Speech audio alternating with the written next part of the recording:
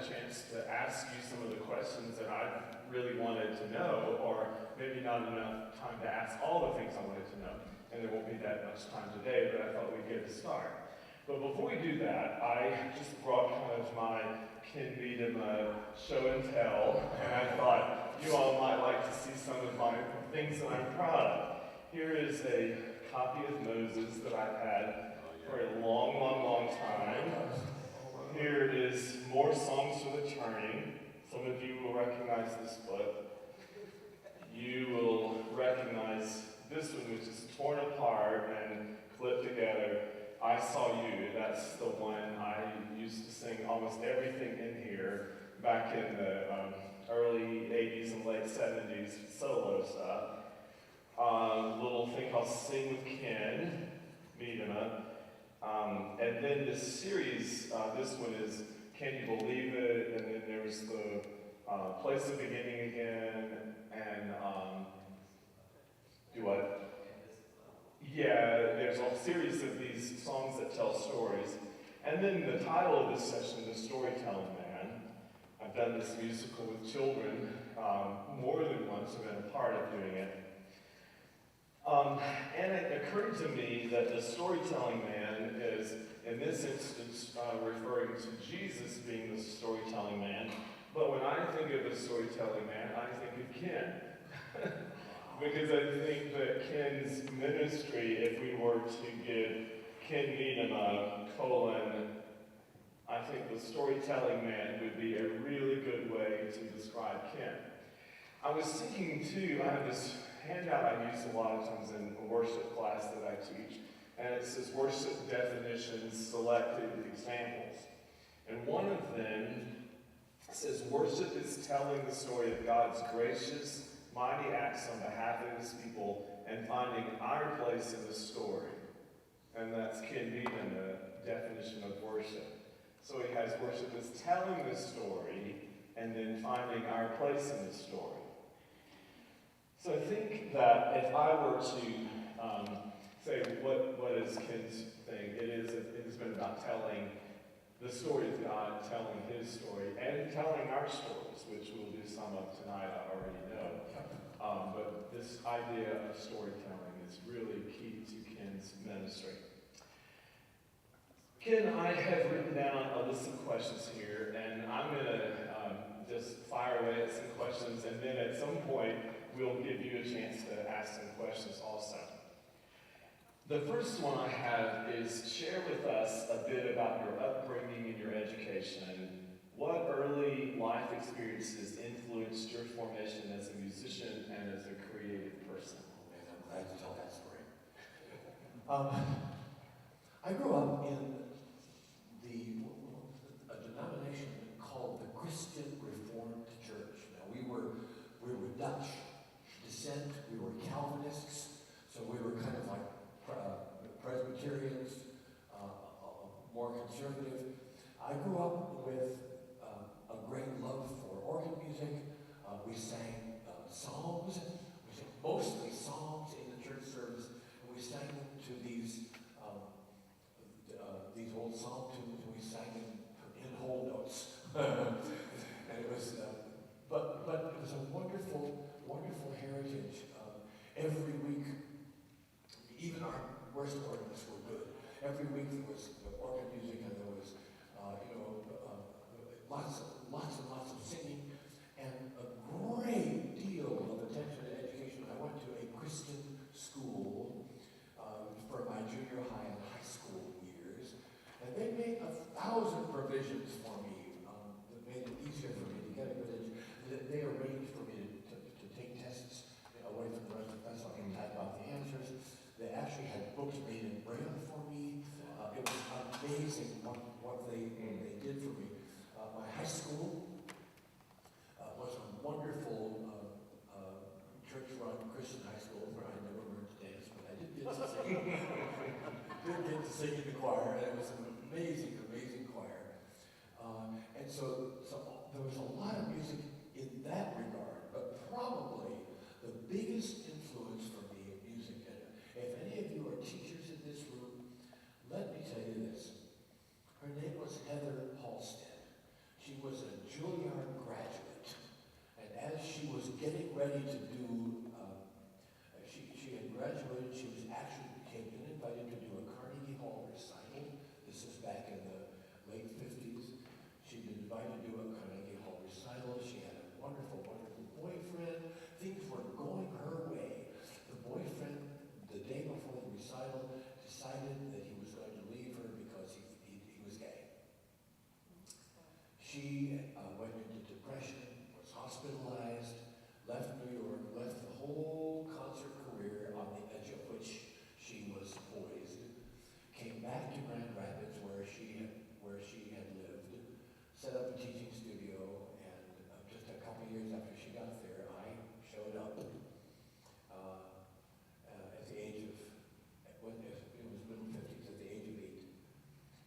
she threw her life into me. Not only did she teach me piano, but she taught me theory, she taught me music history. Every week we had a discussion about composition. She played me recordings. She sent me home with recordings. She sent me home to memorize all the major themes, the Beethoven Fifth Symphony, all the major themes of all the movements. Then she would send me home with a bunch of Mozart sonatas, discover all the themes, and tell me the devices he used in the development, and then learn about the recapitulation. We learned all that stuff. I was by the time I was 10 years old, every time we learned a piece, she'd say, "Now you improvise something that sounds like that." When I was 10 years old, I was writing little fugues, improvising little fugues. And the lessons were much more than an hour. The lessons were sometimes 2 and 3 hours. She brought me to concerts. She introduced me to people. We would have famous musician Grant Johannesson, the great pianist, Rudolf Sturkin, would come to Grand Rapids and do a concert. She knew all these people, and she would bring me backstage to have me meet these people. And for some of them, I got a chance to play. It was that kind of serious teaching. I mean, she would not rest with just teaching piano. It was the whole ball of wax. Learning theory, learning history, whatever. So that lasted until the end of high school.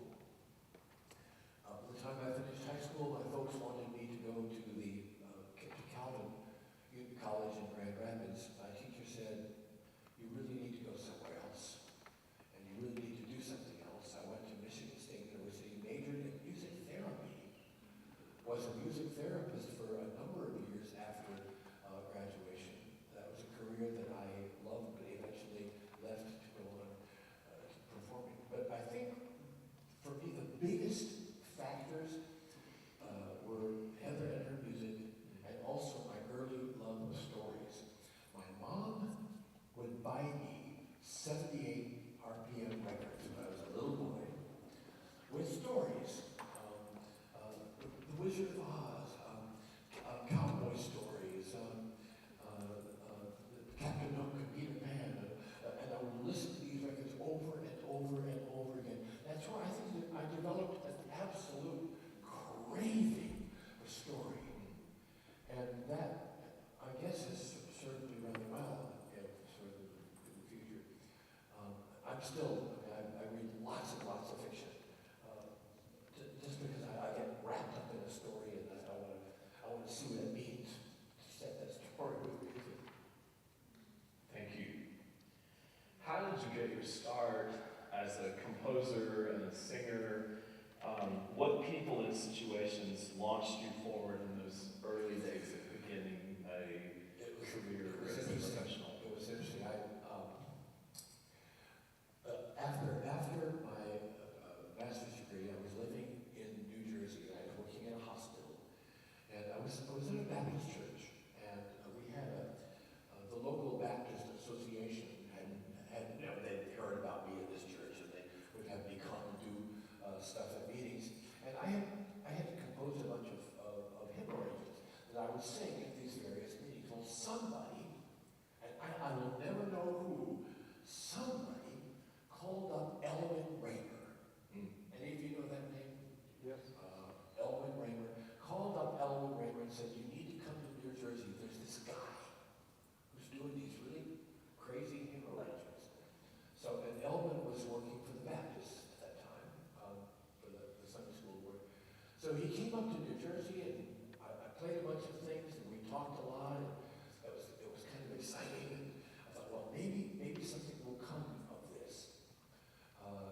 The next summer, there was a Baptists had a summer missionary program, and a couple of these summer missionaries came up from Texas. One of them was a fellow named Jim Parker, whose mother happened to be the executive secretary of Texas Women's Missionary.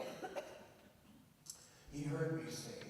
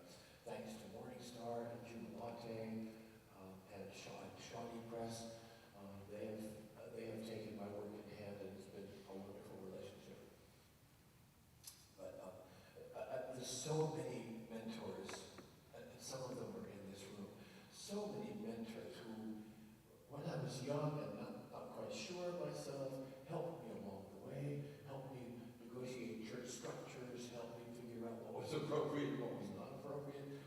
I am so grateful to people who took me in, as it were, along the way. As you reflect on your life from this time, looking backward, what are the peak experiences of your life? What moments would you call mountaintop highs for you?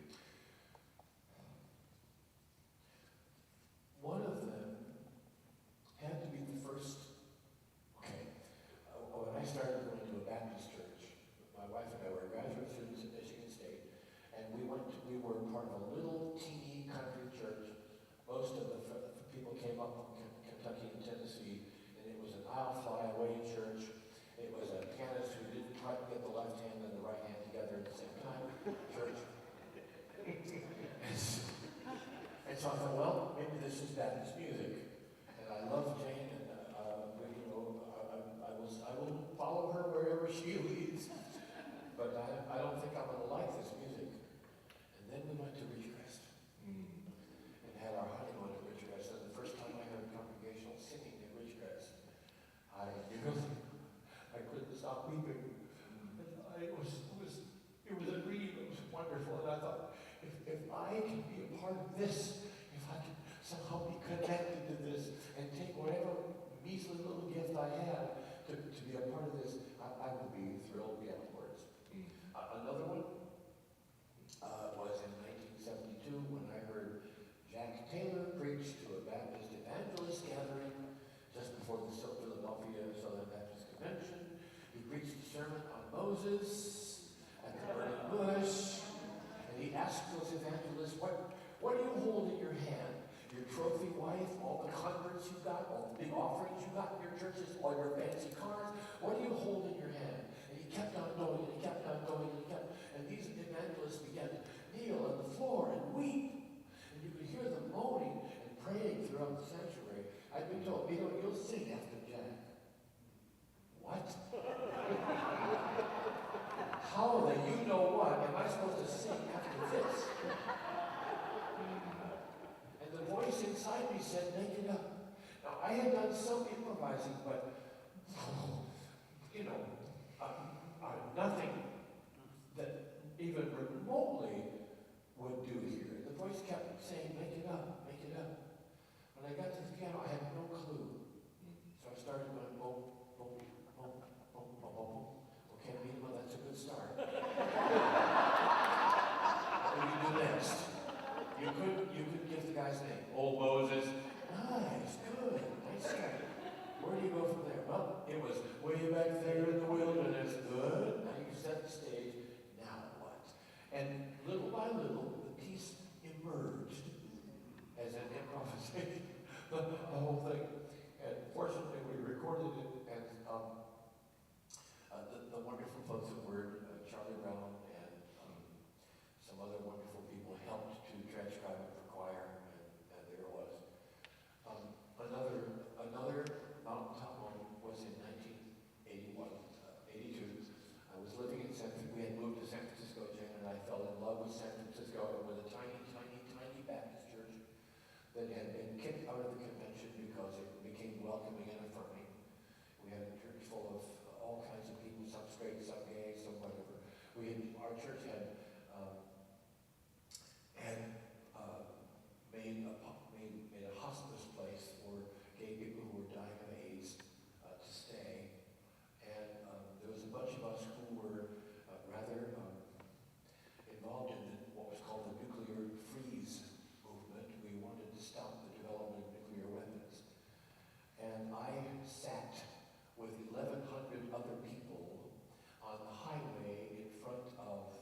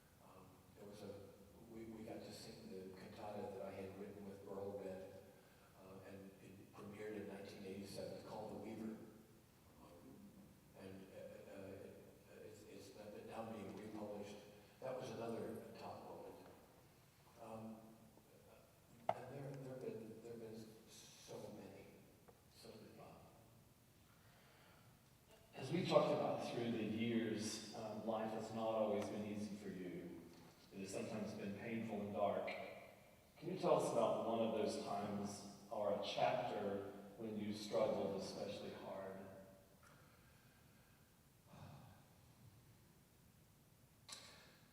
It was 1967.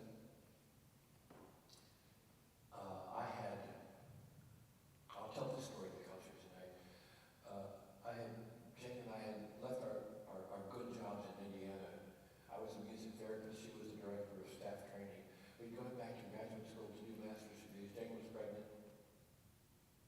with our first child. We were promised graduate assistantships. They had not come through yet. School was starting. It was September. I was trying to find my way around the campus. Jane was dealing with a great deal of pain, and I thought, this is not going to work. This is not going to work. And there was about a month there where I thought, I'm just going to give up and quit. I don't know what I'll do. And I can't just go find a job. My guys just don't find them. I can't sell shoes or deliver pieces. Out of that period came my study of Jesus, lover of my soul. There were a couple of times later on, living in San Francisco, our little church was we had a number of people who had come to San Francisco from the South and from very conservative, restrictive places. And we came to San Francisco to get free, you know what I mean? We lived in the Haight-Ashbury. We were so cool. And we took all that freedom. And we took way too much freedom. And some of us used that freedom to find our way into drugs. Some of us found our way into alcohol. Some of us found our way into relationships that were absolutely illicit and uncalled for. And I found myself in a whole lot of anger and anguish and depression, and I thought, I'm ruined. I'm ruined. This whole thing is shot. And maybe I'll never be able to sing in church again. There weren't that many bookings. Things were getting really rough. And at the end of a long period, a number of my friends, I had come back from a trip. A number of my friends came to my home. And when I walked in the front door, they were sitting in my living room. And it was an intervention. And they said, Ken, you got to stop. You're ruining yourself. You're hurting yourself. You're ruining us. You're ruining the reputation of our church. You got to stop this. And that intervention led to a whole reconstruction of myself. Really, a whole new sense of adventure. A whole new sense of penitence and humility, a whole new sense of, what shall I say? Number one, don't take yourself too seriously. Number two, take life very, very seriously. And number three, don't think you're so hot. You're not. You're just a little guy making music, telling stories, and you've got no right to think of yourself as some big deal. And it was a good thing, ultimately, but it hurt like hell. Thank you. You might have already answered this question, but what advice would you offer others of us who may be struggling today?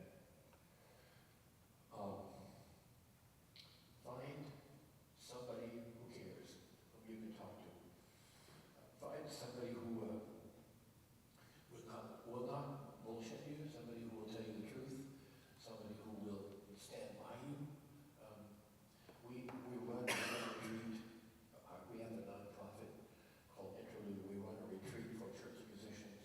It's a 3-day retreat, and we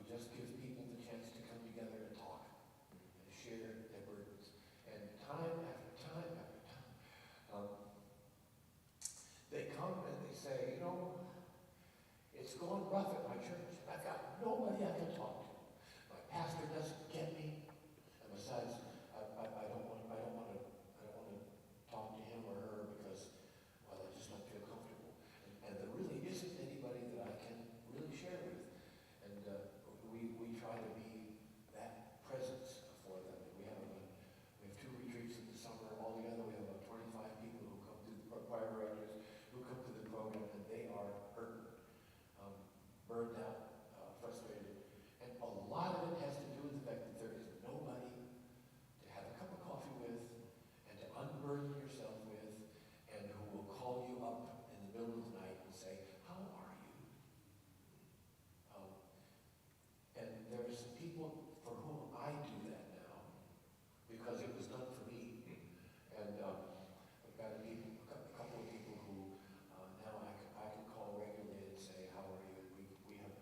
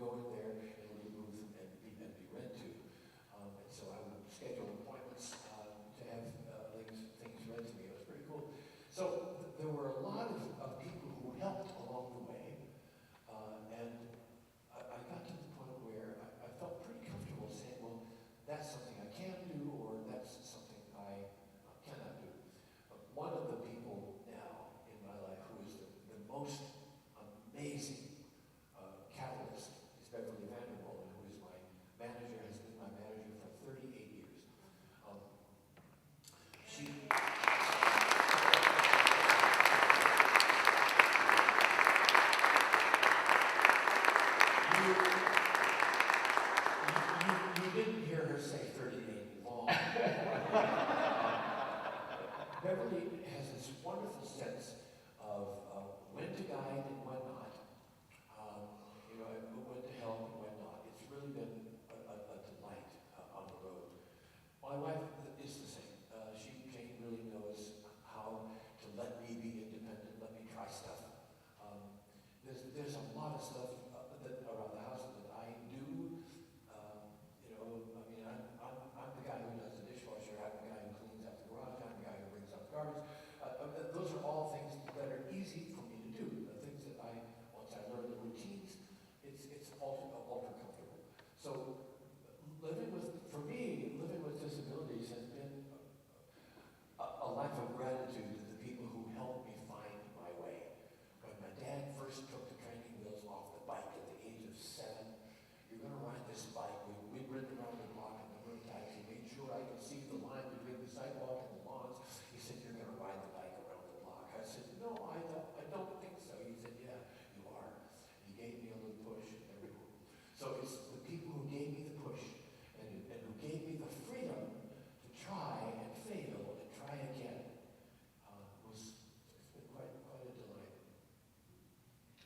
Do you have any advice that you would offer us as we encounter people that might be considered having a disability? Yeah. I think for me the best thing that happens is when somebody says, "Do you need some help?" Or "Do you need some assistance?" And usually people with disabilities will be quite quick to say, "Yeah, I really do." Or they'll be quick to say, "No, I got this, just give me time, I'll figure it out." What has been really problematic is when people just automatically assume that you need help, and they take the arm, and they say, let me lead you, or whatever. The people who, when I get on the airplane, the people who, they're going to help me into a seat. And so, they take me and move me around and sit down now, sit down. That's not cool. Do you need some help finding the seat? It's just to your right. Put out your right hand, and there it is. That's what we need. Minimal help, and always ask. Thank you. To what do you attribute your immense creativity and vivid imagination, and how have you nurtured these gifts? I think the three things for me. Well, I knew I had an ear way back, so I can learn things quickly. I think my connection with stories, always reading stories, loving stories, was a help. I think listening. Oh, I listen to a lot of music. I listen to music in every conceivable genre. I want to know what's going on. I shocked people in the 80s when I would go to church and say, "By the way, let me commend to you the latest Metallica album." What? I really don't know what the main. I mean, it's a gift of God. Obviously, it's a gift of God, and I want to be humble about it. Yeah, but I also want to exercise it in any way I can, and thus all the improvising and whatever. I want to exercise the gift. I want to develop the gift. Reading for me has been a great gift. I read all the time. Love to read. Love to read. And sometimes insights from a book will find their way into what I'm doing. Several people have commented this week about your sort of eternal youthfulness. So what do you attribute this mindset, and what healthy practices do you observe? Well, you know what? I don't know, really, except that I just, maybe, you got me stumped. I really don't know what it is. I think a lot of it has to do with having a lot of music around me, a lot of music of all kinds around me. A lot of the fact that I sing a lot for youth.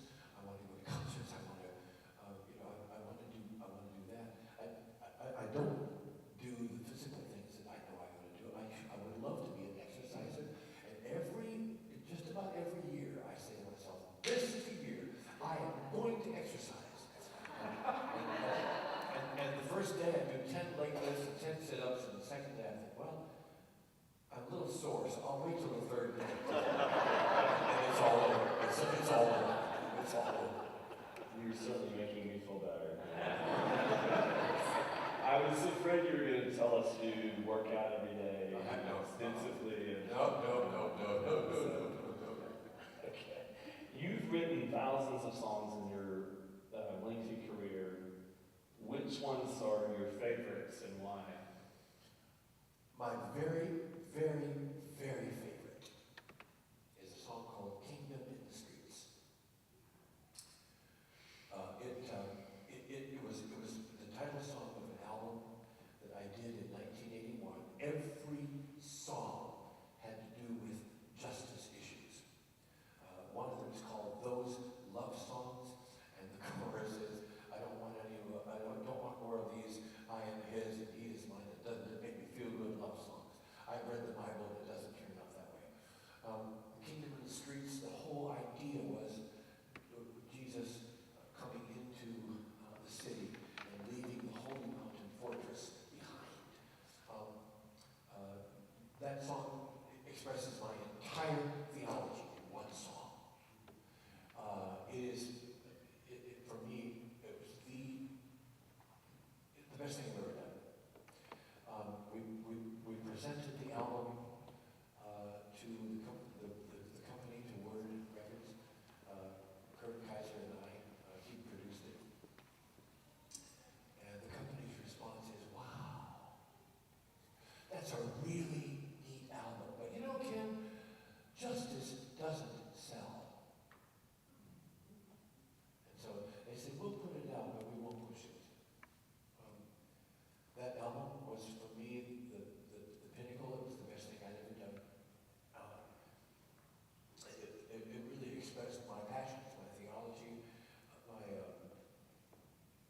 my Christology, all of that expressed in one album, in really one song.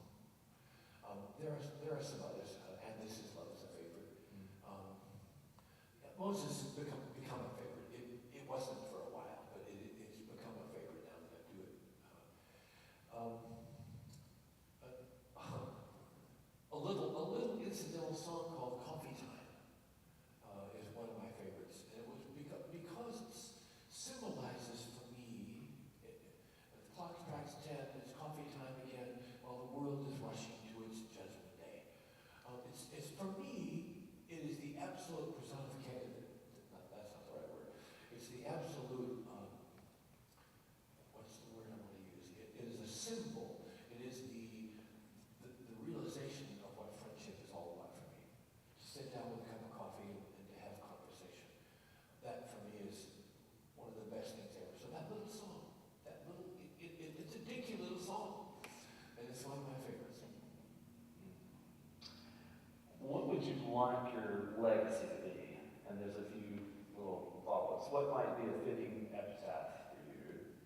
What do you think that you've done that's mattered the most about your life and hopefully made the greatest difference? Oh, probably,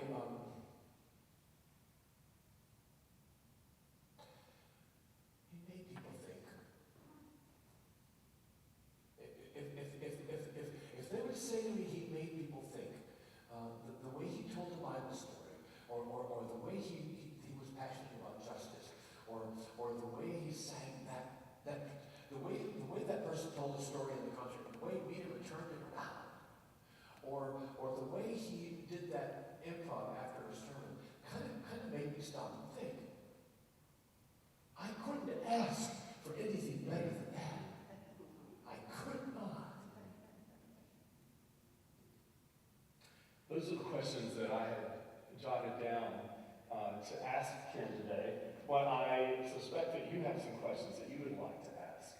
I'll ask one that a student asked yesterday, and that was, how does he know when the time is up, and how did he know when to quit? And their projection was, I think he must have an AirPod, and somebody's telling him when it's time to quit. A Braille watch. Right now, I keep it on California time just to know how God's doing.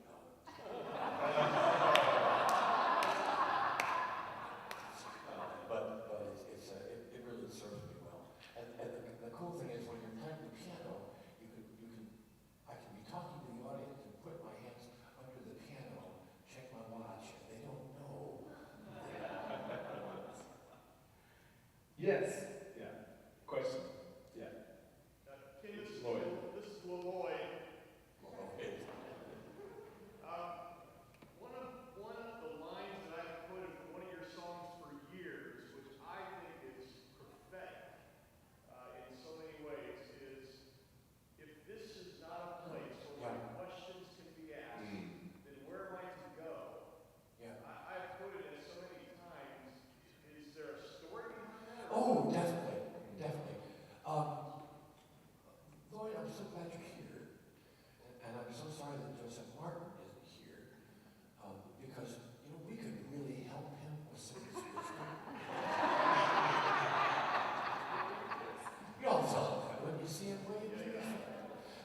Yeah, one of the first churches down here that I ever had a chance to sing in which I had ever had a chance to sing, don't end the sentence with the preposition, was 7th and James.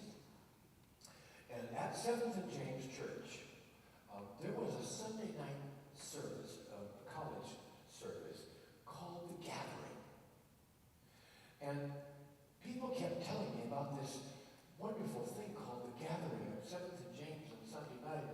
It was so vulnerable, and people told stories, and songs came out of that, you know. Yeah, in fact, one of the songs that came out of that, one of the students had prayed, Lord, I'm going under, part the waters. Wow. Charlie Brown called me up and said, Medema, this is a great song for you to write. And I said, I'm on it. A day later, he said, forget it, I wrote it.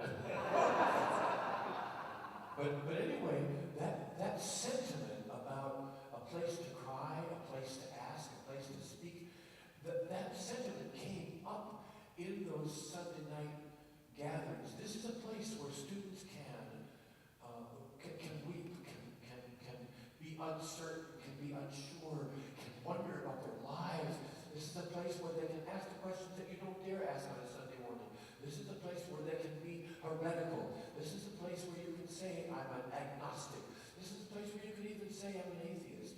And having attended some of those services and felt that openness and that intimacy and that gentleness of spirit, that line state, if this is not a place where tears are understood, where do I go to cry? That line sat with me for a long time before I was able to develop the song. And it came right smack out of that Sunday night in 7th and James thing. What a great song. Another question. Yes, Harry. Ken, I wonder if you would tell everyone what fun activity you participated in to celebrate your 80th birthday. Well, first of all, thank you, Harry. Harry Wood is one of my dear friends forever. We do a thing every month in New York City with Broadway artists, actors, producers, singers, musicians, composers. It's kind of like a little house church, really. A lot of these people have been alienated from church, or they can't get to church, or something. They've been booted out or whatever. So we have about 40 people who are Broadway folks. The composer is dear Evan Hansen in La La Land is part of our little group. We meet in a living room in a wonderful brownstone home, and we meet once a month, and we talk, and we sing, we make music, and we share stories, and we agonize together, and we talk about the things that people are dealing with. How do you raise children in New York City and still do your work? And what happens when I audition and nothing comes of it? How do I change direction? How do I cope with the river changing its direction? So we do this. Well, this group decided that I ought to have a party for my 80th birthday. So in December, we were in New York. We went over to Paramus, New Jersey, where they have this thing called I Fly.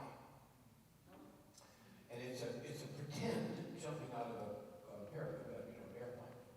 So you're in a wind tunnel, and the person who is your guide, they put the helmet on you, they put the whole outfit on you, the whole parachuting outfit, and then you go into this wind tunnel, and there's you get horizontal, and there's somebody behind you who's holding you, and this wind is lifting you up. I mean, it's amazing wind. And then you get to a certain point where the person behind you lets go. And then all of a sudden, you're flying. Any movement you make turns you. And it's the most amazing, wonderful sense of freedom. I was defying gravity. I was flying. I could turn, I could twist, I could move. And it really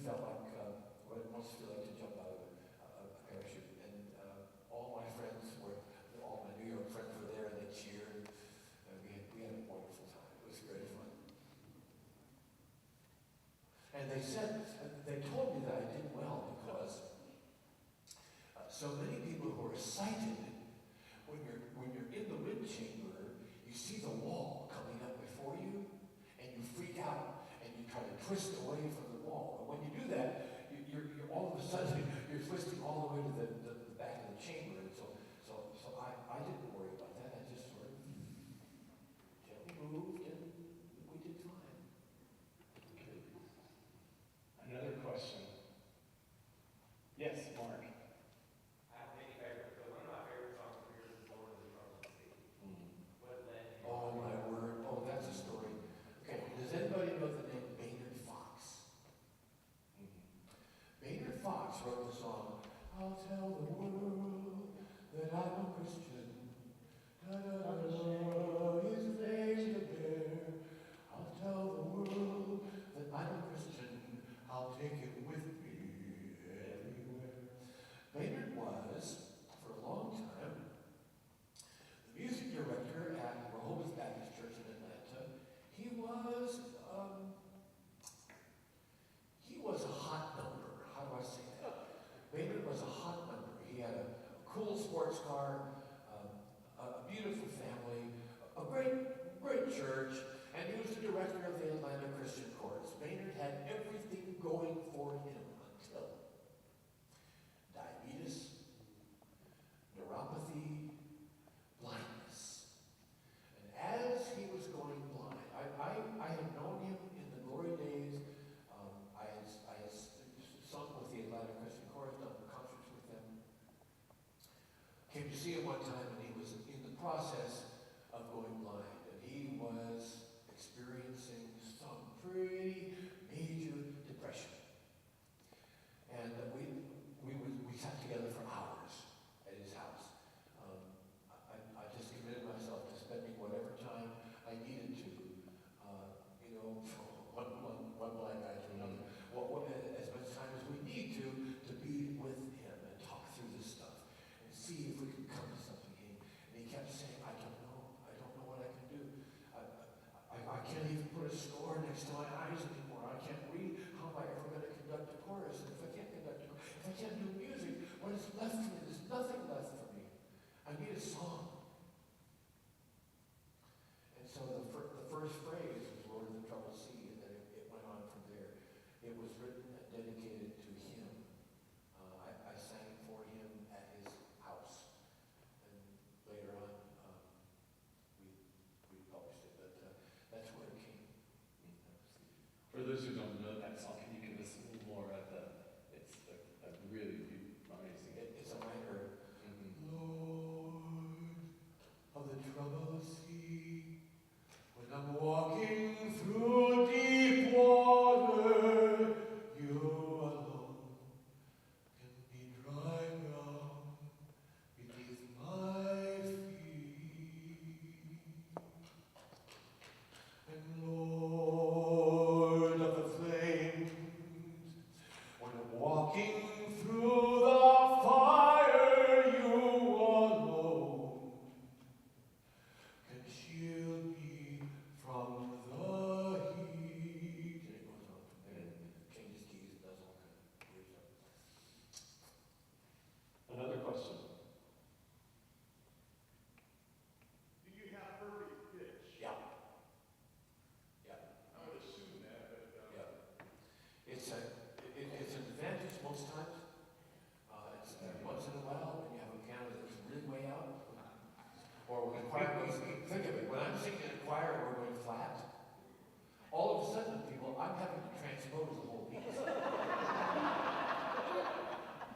Try singing God Be With You Till We Meet Again in the key of B. Every note I have to think new notes because I'm always thinking the note. I can't help it. So all of a sudden I'm having to transpose the whole piece into a different key. It's not fun. But generally it's a nice advantage. Why don't we close these last 5 minutes with just sort of a sharing where you stand up and say, Ken, thank you for. Oh, gracious, you people. And we offer some gratitude to this wonderful man who has cleared the path for so many of us. And in my view, Ken has been one of the few people that I would call a prophet. I believe that he sees into the future. I think he sees what the rest of us can't. And I do use the word see intentionally. I believe that his side is clearer than the rest of us. And I am grateful for that. Who will be next? Thank you for seeing and then sharing. Cheryl Tardy. Wayne Daniel here. I just recall picking up Ken about 40 years ago at the airport in Houston, and he went down to Molasses. He was very inspirational to me. In fact, we composed a song traveling from Houston to Molasses based on Proverbs 3, 5, and 6. Trust in the Lord with all your heart, lean not on your understanding. I asked Ken about that the other day, and he remembered that. And thank you for your encouragement. Great to see you. It's good to see you too, Wade.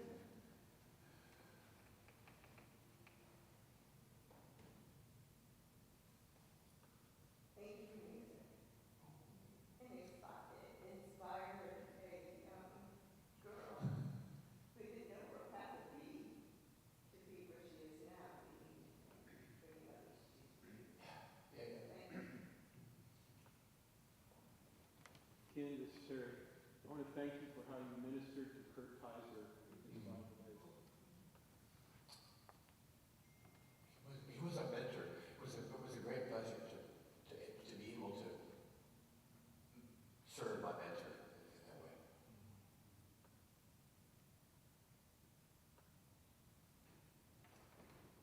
Ken Floyd, and I have used the exact word that Randall just used, and I just want to affirm that I called you more than one person a prophet in our time, and I think that's the right word. You use your gifts to strengthen us and to enable us, as the prophets did, to see things that the rest of us don't see. And we are the beneficiaries of your enormous gifts. Thank you.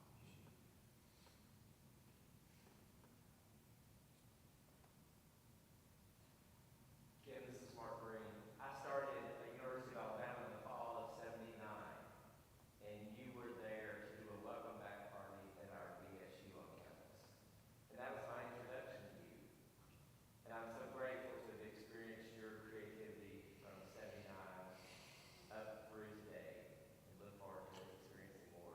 But I probably have shed more tears of joy and elation hearing you sing, and especially hearing you create on the spot from anyone I've ever heard. I just thank you so much.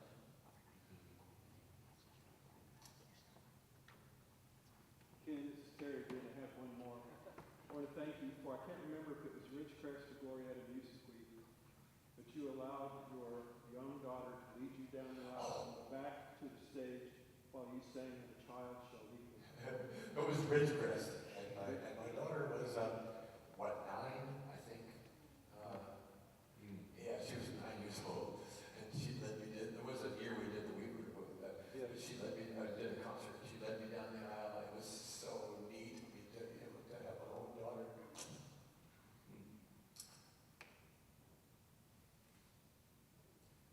Gratitude can also be recent. Ken, very Saul, I've